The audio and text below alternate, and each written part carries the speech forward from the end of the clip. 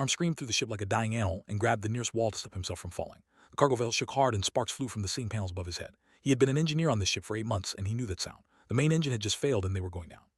Through the narrow corridor toward these pods, other crew members rushed past him in panic. The ship carried 12 beings from 6 different species and was the only human on board. He reached the pod bay just as the captain's voice came over the speaker. The captain was unnamed and his voice was calm but urgent. He told everyone to evacuate immediately. The ship would crash on the surface of 9 in less than 4 minutes. At 9, everyone in this sector knew about it. The moon was covered in ice and the temperatures at night dropped to minus 120 degrees. It was considered one of the deadliest environments in the known galaxy. Ships avoided it whenever possible, but their route had taken them close, and now their engine failure left them no choice. And into the nearest escape pod and found 3 others already inside. Was it with gray-scaled skin and yellow eyes? Was it with soft blue fur covering her entire body? Was it with 4 arms and skin that looked like polished stone? Had worked with all of them before. They were good crew members, but right now they looked terrified. I'd launched automatically and watched through the small window as the cargo ship broke apart in the upper atmosphere. Other pods scattered in different directions. The computer tried to guide them toward a safe landing zone, but the wind currents on 9 were too strong. Their pod spun and tumbled through the freezing air. Hit the surface hard, slammed against his harness and felt the breath knocked out of his lungs. For a moment everything was silent, then began to make a high-pitched sound that recognized as distress crying. The cold was already affecting her. His harness checked the others, seemed dazed but uninjured, was holding one of his 4 arms at an odd angle but insisted he was fine, was shivering so hard that her teeth made clicking sound. Her species came from a jungle world where temperatures never dropped below 30 degrees. This cold was like poison to her body. The emergency supply locker and found what he expected. There were 4 thermal blankets, 6 chemical heat packs, 2 days' worth of food rations, and a basic medical kit. There was also an emergency beacon, but when tried to activate it, the display showed only static. The beacon was damaged from the crash. No signal would reach any rescue team. The others then watched their faces change. Yellow eyes went wide, lowered all 4 of his arms in a gesture of despair, simply stared at it as if waiting for him to tell her this was some kind of mistake. To the pod door and looked outside through the small window. The landscape was nothing but white and gray, ice stretched in every direction toward distant mountain. The sky was dark blue and getting dark. He checked the pod's external sensors and felt his stomach drop. The temperature outside was already minus 60 degrees, and according to the atmospheric readings, a massive storm was approaching from the north. It would arrive in approximately 6 hours. The storm hit, the temperature would drop another 60 degrees. Nothing could survive outside in those conditions, and the pod was not designed for long-term shelter. It was meant to keep passengers alive for a few hours until rescue arrived, but rescue was not coming. Nobody knew where they were. Back to his, was trying to access the pod's communication system but having no success. Had wrapped himself in one of the thermal blankets and was not moving. Had curled into a ball on the floor and her shivering had become less violent. Knew that was a bad sign. When a warm-blooded creature stopped shivering in extreme cold, it meant their body was starting to shut down. The decision. He could not sit in the pod and wait to die. That was not how humans operate. His ancestors had survived ice ages and crossed frozen continents and built civilization in some of the harshest places on Earth. He had something inside him that these aliens did not have. He had 10,000 years of survival instinct encoded in his gene. The emergency toolkit and began removing panels from inside the pod. Asked him what he was doing. Explained that he was going to build them a proper shelter. The pod was too exposed and too poorly insulated. They needed something better if they wanted to survive the coming storm. A sound that recognized as louder. He said that building a shelter from ice was primitive and foolish. He said they should conserve their energy and hope for rescue. Ignored him and kept working. Moved 4 large metal panels from the pod walls. He gathered every piece of insulation material he could find. He took the chemical heat packs and put them in his jacket pockets to keep them from freezing before he could use them. He wrapped in 2 of the thermal blankets and told to hold her close and share body heat. And opened the pod door and stepped outside into the frozen hell of 9. The cold hit him like a physical blow. He felt it in his lungs with every breath. He felt it on his exposed face like tiny needles stabbing his skin. But he did not stop. He could not stop. Around and spotted something in the distance. There was a narrow formation in the ice about 200 meters away. It looked like a small cliff with an overhang. If he could build walls around that overhang, he could create an insulated shelter that would trap their body heat. It was not perfect, but it was better than staying in the damaged pod. Back at his 3 huddled inside. They were depending on him now. They did not know it yet, but he was the only reason they might survive this. He was human, and humans did not give up. Cold winds began to blow from the north. The storm was coming faster than expected. Estimated he had made 5 hours now instead of 6. 5 hours to build a shelter that could save 4 lives. He picked up his tools and started walking toward the ice formation. The real work was about to begin. The ice formation and immediately began examining it. The overhang was about 3 meters wide and 2 meters deep. The ice above it was thick and solid. This would be the roof of their shelter. Now he just needed to build walls to close it off from the wind and trap whatever heat they could generate inside. Back to the pod and found his in worse condition than before. Had stopped making sounds entirely. Her blue fur had taken on a grayish color, and her breathing was shallow. Was holding her, but his stone-like skin had developed small cracks from the cold. Was packing back and forth trying to generate heat through movement, but his reptilian body was not designed for that. Then they needed to move. He pointed toward the ice formation and explained his plan. Approached it immediately. He said that going outside would kill them faster than staying in the pod. He said that it survived harsh conditions before by entering a dormant state and waiting for better circumstances. Asked if could enter the dormant state right now. Admitted that he could not. It required preparation in specific conditions that they did not have. Nodded and said that was exactly why they needed to follow his plan instead. Then 2 of his arms and used the other 2 to steady himself. He told that he would follow. They said that his people believed in accepting fate, but he had seen humans work before. He said that humans seemed to reject fate entirely, and he wanted to see if that was true. Made their way across the ice toward the formation, led the way and broke a path through the snow drifts. The wind was getting stronger and the temperature had dropped another 10 degrees since they crashed. He could feel ice forming on his eyebrows and the moisture in his nose freezing with each breath, but he kept moving. They reached the overhang and immediately put the others in the most sheltered spot against the back wall. He gave another chemical heat pack and placed it against her chest near her heart. Then he turned and started working on the walls. Used the metal panels from the pod as a frame. He drove them into the ice at angles to create a basic structure. Then he began cutting blocks of ice from a nearby drift using a tool from the emergency kit. The ice blocks were heavy, but did not stop to rest. Every minute he wasted was another minute the cold had to kill his. Tim with confusion in his yellow eyes. He asked how he could keep working in these conditions. He said that his own muscles had become stiff and slow. He could barely move his finger, but was cutting and lifting and staying ice blocks as if the cold did not affect him at all. Explained while he worked, he said that humans evolved on a planet with extreme temperature variation. His ancestors survived ice ages that lasted thousands of years. They developed bodies that could regulate their own temperature through sweating and shivering and increasing their metabolism. When worked hard, his body generated heat. The more he moved, the warmer he stayed. It seemed inefficient. Laughed and said that maybe it was, but it also meant that humans could function in environments that would shut down most other species. He said that humans were not the strongest or the fastest or the beings in the galaxy, but they might be the most adaptable. Finished the first wall and started on the second. The wind was howling now and snow was beginning to fall. The storm was still hours away, but these were just the early gusts. The real storm would be much worse. Up from his position against the back wall, he said that his people would not even attempt what was doing. He said that on his world, when conditions became deadly, they simply found a peaceful place and waited for death. They believed that fighting against nature was disrespectful and ultimate points. Working for just a moment and looked at. He said that he understood that philosophy, but he could not accept it. He said that humans had spent their entire existence fighting against nature. They built fires to fight the cold. They built shelters to fight the storms. They built ships to cross the ocean and eventually ships to cross the stars. Humans did not accept death. They argued with it. They negotiated with it. And sometimes they won. Went back to work on the walls. The second wall was coming together faster now that he had a rhythm. Cut the blocks. Stacked them tight. Packed snow into the gaps to seal them. His hands were numb, but his arms were still strong. His legs ached, but they still held him up. Small sound and looked over at her. Her eyes were open now, and she was watching him work. She said something in a weak voice that he almost did not hear over the wind. She said that humans scared her. She said that they had always found humans unsettling because they never seemed to know when they were beaten. They just kept going long after any reasonable being would have stopped. All at her and said that she was right. Humans were too stubborn to know when to quit. He said that his grandmother used to tell him that giving up was easy but living was hard. She said that the hard path was usually the right one, and not understood what she meant when he was young. He understood it now. He finished the same wall and started on the third. This one would have a gap for a doorway. He would cover the doorway with a thermal blanket to create a basic airlock. The system would not be perfect, but it would trap most of their body heat inside. Light was fading fast. Night was coming and the temperature was falling with it. Worked faster. His breath came out in white clouds that froze and fell like tiny snowflakes. His muscles burned with effort, but he did not slow down. Stopped protesting. The simply sat against the back wall and watched build. There was something new in his yellow eyes. It might have been respect, or it might have been fear. Was not sure, and he did not have time to think about it. Third wall was done. Turned to start on the fourth and realized that the early darkness had reduced his visibility to almost nothing. He would have to work, I feel now. He reached down and picked up another block of ice. His fingers could barely grip it, but he forced them to close. He was not going to let this frozen moon beat him. Wall started rising from the ice. Behind him, his three huddled together and waited. They were completely dependent on him now. A human, the species that many in the galaxy considered average at best, smiled grimly and kept building. He was about to show them what average humans could do. Wall was almost complete when the main force of the storm hit. Had been working for nearly 4 hours straight, and his body was screaming for rest. But he could not stop now, not when they were so close to having real shelter. Wind came first. It slammed into him like a giant hand trying to push him off his feet, dropped to his knees and braced himself against the ice blocks he had just stacked. He waited for the gust to pass and then immediately went back to work. He had made a dozen more blocks to place before the wall would be high enough.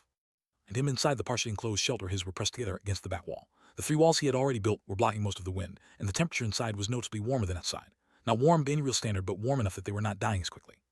Covered enough to speak in full sentences, she asked if he needed help. He told her to stay where she was. Her body could not handle exposure to the wind even for a few minutes. She would be more helpful by staying alive.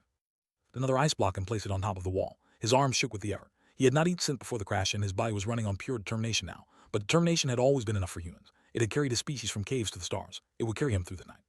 Out from inside the shelter. His voice was weak, but he said something that surprised. He apologized. He said that he had mocked plan and called it primitive. He said that he had been wrong. He said that he was watching a master at work and he was honored to witness it. Not have the energy to respond. He just nodded and kept building. 3 more blocks. Then 2. Then the last one slid in place and the 4th wall was done except for the doorway gap. He grabbed one of the thermal blankets and hung it across the opening. It was not a perfect seal, but it would stop most of the wind from getting inside. He stepped through the doorway and into the shelter. The difference was immediate. The howling wind became a distant sound instead of a constant assault. The temperature was still cold, but it felt almost comfortable compared to outside. Collapsed against the wall and let himself breathe. At him with all 4 of his eyes. Said that he had never seen any being work so hard for so long. He said that on his world would be considered insane. No would fight this hard against impossible odds. They would find peace and let go. Just a tired laugh. He said that humans had a different relationship with impossible odds. He said that his species had always been too stubborn to recognize when something was impossible. They just saw problems that had not been solved yet. Got 2 of the remaining chemical heat packs and activated them. He placed one near and kept the other for himself. The small amount of heat felt like standing next to a roaring fire after hours in the frozen wind. Held the heat pack against his chest and felt some of the tension leave his muscle. It was not done yet. The shelter needed more work if they were going to survive until rescue came. The walls were solid, but the gaps between the ice blocks let cold air seep through. Needed to seal them with packed snow. He also needed to create a secondary chamber deeper in the overhang to trap more heat. Gave himself 5 minutes to rest. Then he stood up and got back to work. 2 hours passed in a blur of effort. Packed snow into every gap he could find. He built a low wall inside the shelter to create a smaller inner chamber where they could huddle together. He arranged the remaining thermal blankets to create an insulated floor that would separate them from the ice beneath. Tim with something like wonder in her large eyes. She said that humans had a reputation in the galaxy. Most species considered them unremarkable. Average intelligence, average strength, average technology, but she said that she now understood what made humans special. It was not any single ability. It was the combination of all their abilities put beyond normal limits by pure willpower.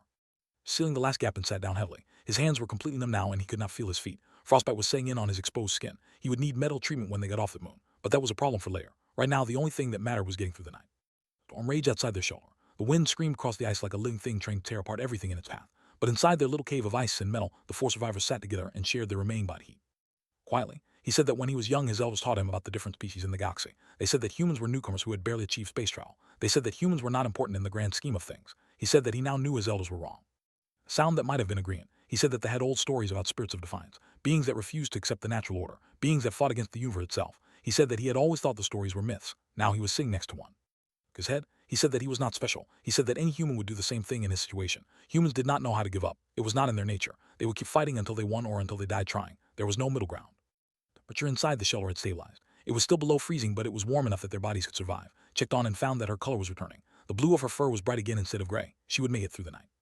Back against the ice wall and closed his eyes. He needed to rest, but he could not let himself fall into deep sleep. He needed to stay alert in case something went wrong. The shelter might crack under the ice pressure. The storm might shift and find a weakness in their walls. 100 things could still go wrong. For now, they were alive. 4 beings from 4 different worlds huddled together in a shelter made of ice and determination. Outside, the frozen hell of 9 tried its best to kill them. Inside, a single human refused to let that happen. It stretched on toward its coldest hours, listened to the wind and waited for dawn. Night lasted longer than expected. Time moved strangely in the darks of the shelter with only the howling wind to mark its passage. He drifted in and out of a light sleep, but never let himself rest completely. Every few minutes he checked on his and made sure the shelter walls were holding. Around what he guessed was midnight started talking. Her voice was soft and tired, but she said that she wanted to share something. She said that they had a ritual for facing death. They would gather together and tell stories about their lives so that their memories would live on even if their bodies did not. That he hoped they would not need that ritual, but shook her head and said that was not why she mentioned it. She said that she wanted to understand better. She wanted to know how a human thought about survival and death and everything in between. Talked. He told them about Earth and its history. He told them about the ice ages that had nearly wiped out his species tens of thousands of years ago. He told them about the humans who had survived by building shelters and making fire and refusing to die no matter how bad things got. Them about explorers who had crossed frozen continents on foot. Men and women who walked through blizzards for months at a time because they wanted to see what was on the other side. Some of them died. Many of them suffered terribly, but they kept going anyway because the human need to explore was stronger than the fear of death. And with his yellow eyes fixed on, he asked why humans would do something so dangerous just for exploration. He said that they expanded their territory for resources and security. They did not risk their lives for curiosity alone. But the question before answering, he said that he did not know exactly why humans were like this. Maybe it was something in their evolution. Maybe it was something in their culture. But humans had always been drawn to the unknown. They climbed the highest mountains not because there was anything useful at the top, but simply because the mountains were there. His position and 2 of his arms pulled the thermal blanket around his body. He said that this was what made humans frightening to many species in the galaxy. He said that beings who would suffer and die for no practical reason were unpredictable. You could not negotiate with them using normal logic. You could not threaten them with consequences they had already accepted. That he had never thought about it that way. He said that to him, it just felt natural. When he saw the storm coming, he did not calculate the odds of survival. He just started working on a solution. The possibility of failure did not stop him because failure was not something he was willing to accept.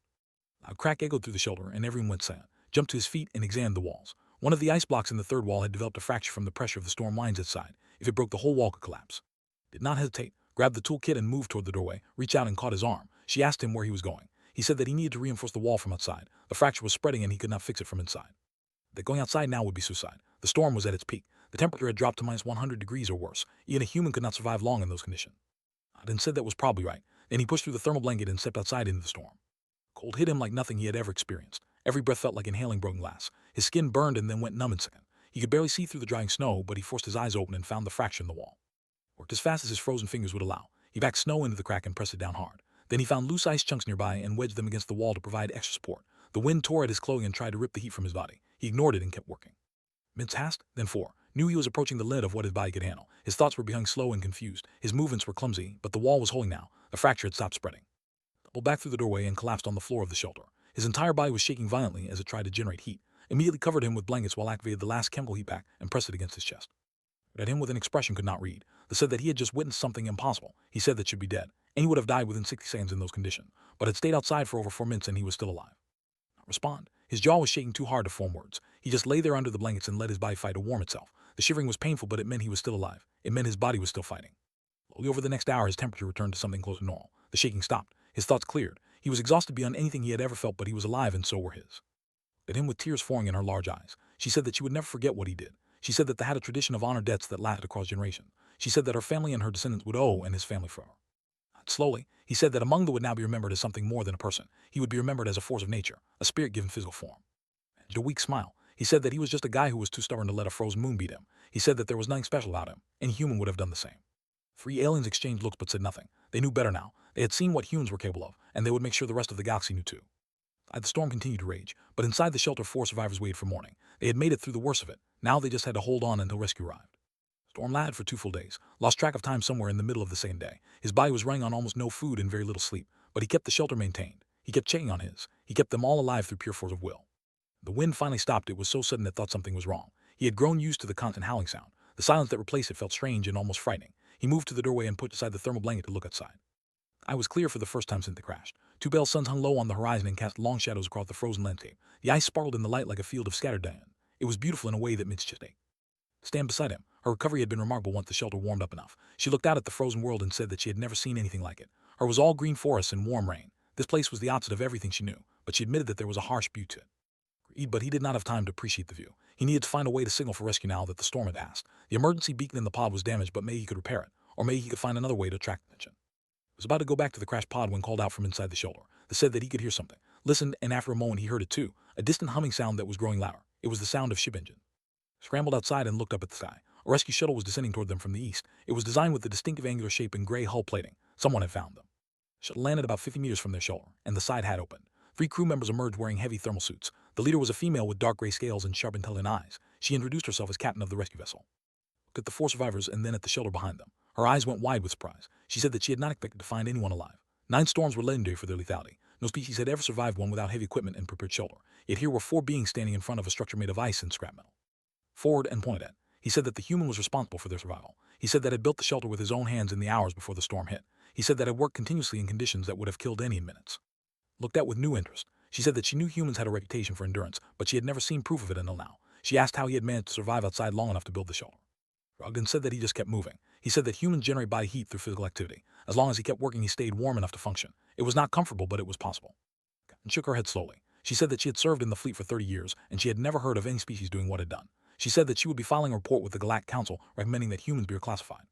Asked what she meant by reclassified. Captain explained that every species in the galaxy was assigned a classification based on their abilities and achievements. Humans were currently classified as a mid-species, average in most categories, not particularly notable for anything. The captain said that the classification was clearly wrong. She said that any species capable of surviving a 9 storm through nothing but willpower and improvised shelter deserved to be recognized as something more. She said she would recommend humans be classified as apex survivors. Not know what to say to that. He had just been trying to keep himself and his alive. He had not been thinking about species classifications or galactic recognition. He said that any human would have done the same thing in his situation.